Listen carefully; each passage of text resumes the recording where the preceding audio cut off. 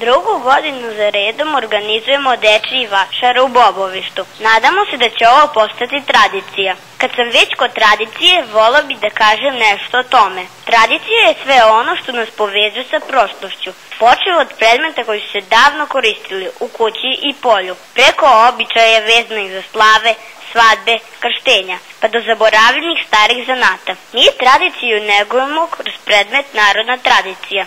Ove rukotvorine koje ćete vidjeti su mahom nastale na časovima. Hvala mamama koje su nam pomogle i učestvovale na radionicama u protekle 2 nedelje, a i ovim savremenim koje rade pa su svoje rukotvorine napravili kod kuće. Naši najmlađi drugari iz zabavišta nemaju predmet narodna tradicija, ali imaju dobru volju i kreativne ideje, pa su nam se pridružili sa svojim rukotvorinama. Osim rukotvorina, kraćim scenskim prikazom želimo da se vratimo koji vek unazad. Uživajmo zajedno u ovogodišnjem vašaru, čija je tema narodni običaj svadba. Pozivamo sve zainteresovane građane naše opštine da dođu na naš vašar u četvrtak u 12 časova u školi u Bobovištu.